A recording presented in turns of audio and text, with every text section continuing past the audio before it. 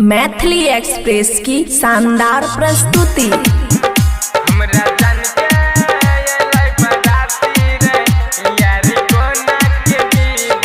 DJ Guddu राज मधुबनी।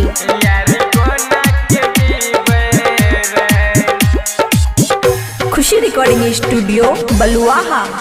हमरा जान के बराती रे यार के न के जीव रे, हमरा माल के लो बराती रे यार को न के जीव रे। नींद नहीं आबै छै चैन सताबै छै, नींद नहीं आबै छै चैन सताबै छै, रोज पीबो गजदारू रे।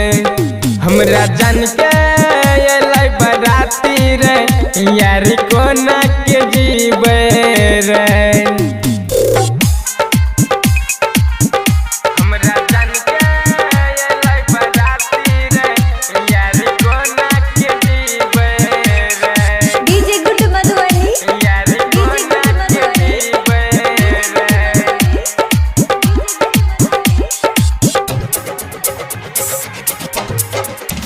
छौरी कइने रहे हमरा संगे वादा रे, पल भर में बदल लेलक अपन इरादा रे। छौरी कइने रहे हमरा संगे वादा रे, पल भर में बदल लेलक अपन इरादा रे। शादी रे कइर के चल जैते जान ससुरवा रे। हमरा जान के बराती रे यार को न के जीव रे।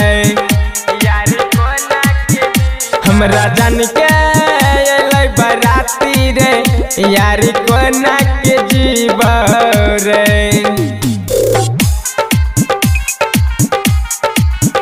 यार को न के जीव रे। डीजे गुड्डू मधुबनी। हमरा जान के बराती रे यार को न के जीव रे। राइटर पवित्र कहल के बतिया रे, दिल तोड़ दिले के हमर हाउ सुन छौरिया रे। कइने रहे राइटर पवित्र संग वादा रे, पल भर में बदल लेलक अपन इरादा रे।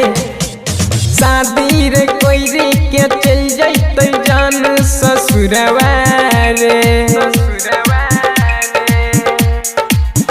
हमरा जान के बराती रे यार के न के जीव रे।